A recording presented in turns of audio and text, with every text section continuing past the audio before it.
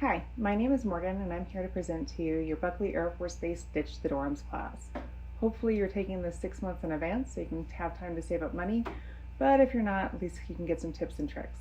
First of all, do your homework, know how much you're willing to spend, know where you want to live, understand your lease terms, understand your rights as a renter. Get all of these under control and you'll know exactly what to do. For Buckley Air Force Base, we have our BAH based on our zip code. It's going to be based on your pay grade, your dependency status, and it's only designed to cover 95% of what your actual housing costs are. The Buckley Air Force Base rates for 2020 are $1,617 without dependents for an E4 and below, and $2,028 with dependents for an E4 and below. For an E5, without dependents, $1,761, and with dependents, $2,208. Budgets are important.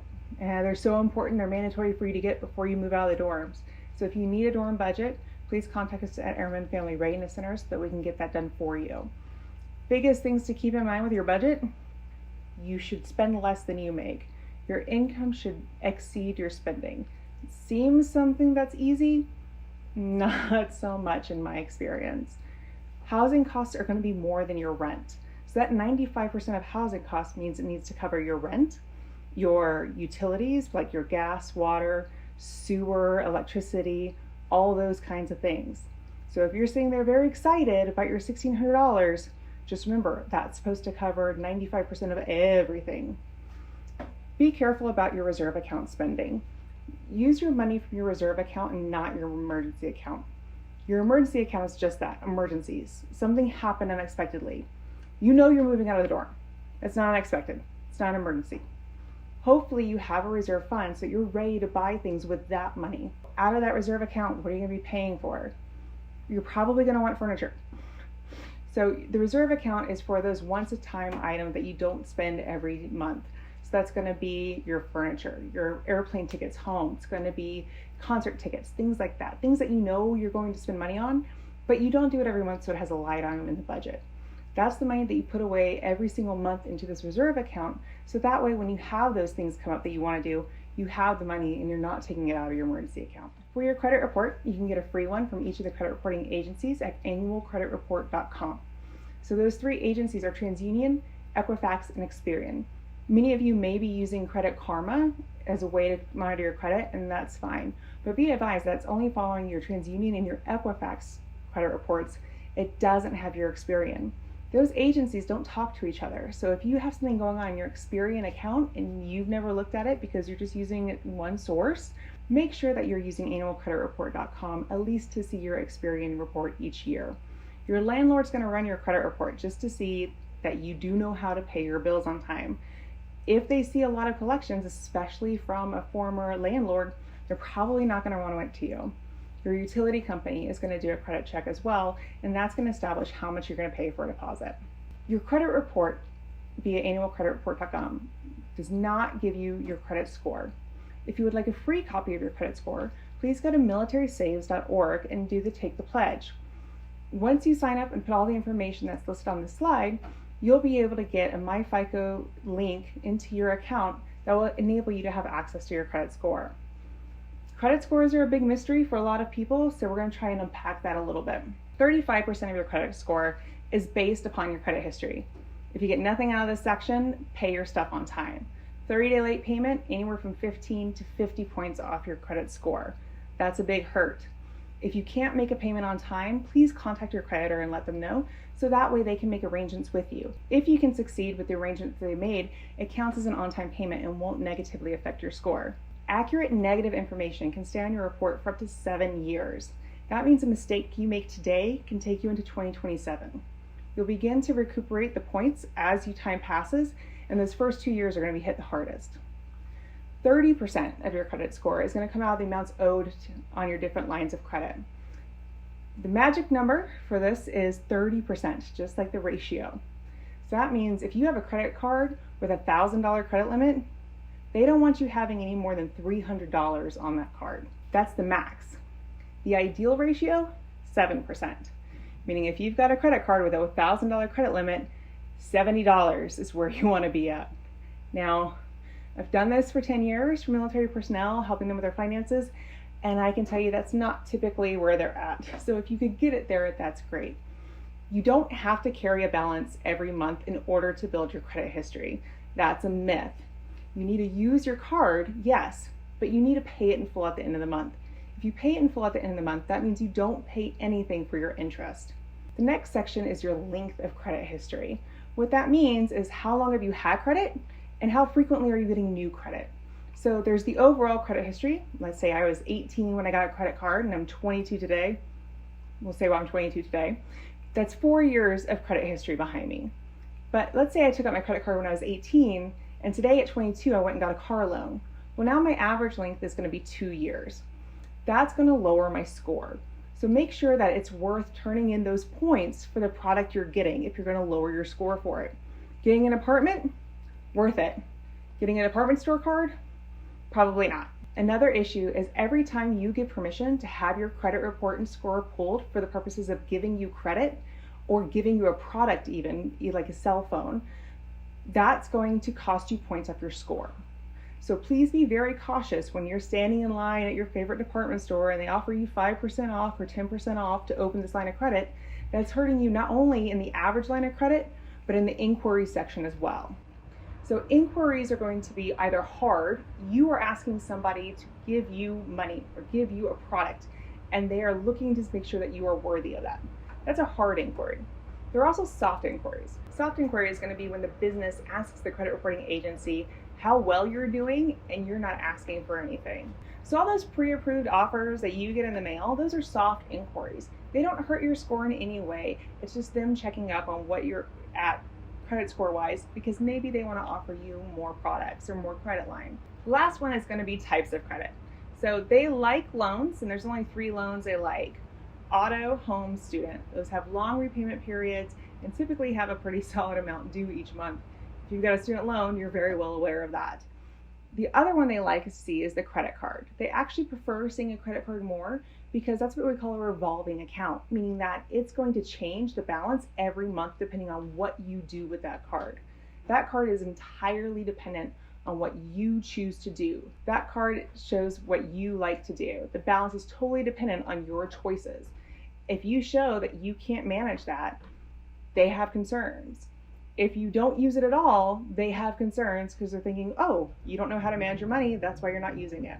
So you do need a credit card. As much as it pains me as a financial counselor to tell you you need a credit card, as a credit counselor, I have to tell you, you need a credit card to build credit.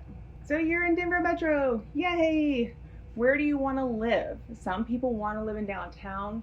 Some people want to move into a more rural area. Some people would rather be close to base to make their commute a lot easier. That's all going to affect your cost. If you decide to move farther away because the rents are cheaper, well, now you're spending more in gas. You're also spending more maybe on toll roads and in commute time. That's a quality of life issue that you need to decide whether or not it's worth it to save those money on rent. You might like living in downtown. You might like the access it provides to the nightlife and the activities, but that's going to cost you a lot, not just in the gas, but also the rent. It's very expensive. Please consider that one very carefully before you sign a lease there. Other people are going to want to live right next to base for the ease of the commute. Bear in mind that that comes with a trade-off that it's a little bit harder to separate your personal life from your work life. Application. You have to apply typically in order to live in somebody else's property. It's going to ask you a whole bunch of things. You're going to have to pay an application fee. Some complexes do waive the fee for military personnel, but that might not happen for you. So just be aware that typically each time you apply to be a tenant somewhere, it's probably going to cost you $50 or $100 just to apply. This is when they're going to pull your credit report. Make sure that you are responsible enough to live in their property. They may ask you for your LES, your bank statement, any personal references. It's up to you and your comfort level what you are willing to provide. A lot of my service members are excited to get out of the dorm so they can have a pet. That's great. That's expensive. Please put a lot of thought into whether or not you are ready financially, emotionally, physically ready to get a pet. Most places are going to require a pet deposit anywhere from $100 to $300, and there's usually a monthly rent for pets anywhere from $25 to $50. You're going to have vet bills, you're going to need to feed them, toys, treats. What about when you go TDY? Who's going to watch your pet? What about when you deploy? Who's going to watch your pet? So while it's great that we have these pets available to us, and now you might have that opportunity for the first time in a long time, please think about that long and hard. Here's the main reason. Annual pet costs are expensive. The ASPCA estimates that your first year of pet ownership is going to cost you over $1,000. You can see the different average costs on the slide between a small dog all the way to a fish. Based on dollar cost average, I'm going to say a fish might be the best choice. Renter's insurance. You must have renter's insurance for most apartment complexes in order to live there. Even if they don't require it, you should have it anyway. Who's going to pay to replace your belongings? If something happens to the structure, let's say the apartment complex burns down, the landlord's insurance covers the structure. It does not cover what you owned inside that structure. That's where your renter's insurance comes in. It's not very expensive, maybe $15, $20 a month to add it to your policy. Usually if you contact the same company that has your car insurance, they are more than willing to go ahead and make that a bundle and reduce how much your car insurance is because you have more than one policy with them. Please, please, please do not think that just because your roommate has renter's insurance that covers your belongings. That's insurance fraud. Don't do that. One of the things to think about when you're getting that renter's insurance is you want to ask, what is the replacement cost coverage? What that means is, if I move into my apartment and I have a TV that I bought in 2015 and something happens and I need to replace that TV that the insurance covers, are they going to give me the money to buy a brand new TV and what it costs today? Or are they going to give me a value of what a TV from 2015 is worth today? That's an important thing to learn in your insurance coverage. Ask the representative. Nobody likes reading the insurance documents except for lawyers. And good news, we have lawyers available to you for free on the base to use. Please contact legal assistance before you sign anything. Another great thing about renter's insurance, it doesn't cover just the things in your living space. It covers the things that are in your car while you're in transit as well. So let's say you go out one evening and you decide it's probably best that you not drive home that night and you leave your car parked wherever it's parked. The next day you return, everything that you had inside your car is gone. The car insurance won't cover those items. The car insurance covers the car itself. Your renter's insurance, though, that is what can cover those items. So it's really important to make sure you have renter's insurance for lots of different reasons. If it will cost you more than $500 to replace your stuff, get yourself some renter's insurance. So the lease. The lease is that binding contract that lets you live in the property. There's a lot of different things in it. Again, nobody likes to read contracts. Take it to legal assistance to make sure everything is okay in it. You can accidentally sign away your SCRA rights by signing a lease that waives those rights. So please be very careful whenever you're signing a lease. Every resident's name should be on that lease. If your name is not on the lease and you come home and your roommates have thrown all of your belongings out on the front lawn, good luck proving that you need to be back in that place because your name is not on the lease. You don't officially live there. So again, make sure every name is on the lease. So what's in the lease? Property description, how long you're signing this lease for. Typically, the longer you make a lease for, the cheaper it will be on a monthly basis, but don't make a 3-year lease contract that doesn't make any sense. Make sure that you're signing up for something that works with your actual life. See if there is a military clause. Find out when the rent due dates are. What are late fees? Do you have a grace period? If rent is due on the 4th, but you have until really the 5th to make the payment, how is that working out? What is your deposit going to be? Who's taking care of what? The maintenance responsibilities. If there's a leak in the bathroom, are you supposed to fix that? Is the landlord fixing that? Who's responsible for these things? Are utilities included? Some apartment buildings go by the entire unit's usage. What that means is that you have your apartment building. Maybe you have several of them in the complex, but your building might have all the same water. And what they do is they just have one big water reading off of that building. They divide it by the number of tenants in the building, and then each tenant is billed for that amount of water. So make sure you understand how utilities are charged. Parking may be an additional fee. We get snow here. It's a premium if it's covered. If you're going to ask for covered parking, make sure you know if it costs anything. Make sure you understand what the use of the common property is, what are the rules for the pool or the gazebo or whatever it happens to be, and also know that if you're going to get a pet, what are the pet policies? So remember that reserve account I talked to you in the beginning? This is what it's supposed to cover. That rent for the first month, maybe last month's rent, security deposit. Usually they can only charge you first month's rent and security deposit, or first month's rent and last month's rent. They can't charge you all three of them. There may be a cleaning deposit. You're going to have utility deposits based upon your credit report and your credit score. Are you going to get internet put in? All of these extra things, you should have the cash available to you to do that before you move in. Again, it should not come out of your emergency account. You should be saving the money along the way. That's why we're hoping that you're watching this video 6 months before you move out so you can start building up that savings. So what could go wrong? A lot. Make sure you have all of your finances in order. Get a budget. In fact, it's mandatory for you to get a budget. To get your budget, contact the Airman and Family Readiness Center or a personal financial counselor in order to set up your appointment. Bring in your last 30 days worth of checking account statements, your LES.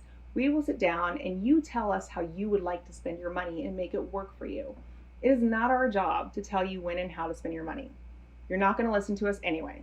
So bring your documents in so we can help you create the budget that will get you to the life you would like to live. In addition to that reserve account for all your move-in costs, try to get that emergency account up to $1,000 as quickly as possible if it's not already there. The guidelines that the DoD has set up for you is 3 to 6 months worth of living expenses and debt payments. Yes, that's a lot of money. You get there slowly. It doesn't have to all be there at one time. What happens if you mess up? Well, LOC, LOR, get yanked back into the dorm, and you can lose your clearance. The number one reason for security clearance denials and revocations are financial considerations. 52% of all security clearance denials are done by financial considerations. If you feel like you are getting in trouble, please talk to your first sergeant. Come see us in Airman and Family Readiness. Let us help you, because if we can get ahead of that, that means that you have a plan in place in case they decide they want to take away your security clearance. You might be in a job that if you don't have your security clearance, you don't have a job. And that means if you don't have a job that you can do for the Air Force, why does the Air Force want to keep you? So please, make sure you're keeping track of everything and that you're aware of where your credit is, where your money's going, and what it is exactly that is holding you back from making the progress towards the financial independence that you would like. So that's it. That is your Ditch the Dorms brief.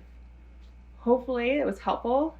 Hopefully you didn't just fast forward through all of it, but possible. If you have questions and when you need to schedule that budget, please contact us at Airman and Family Readiness Center.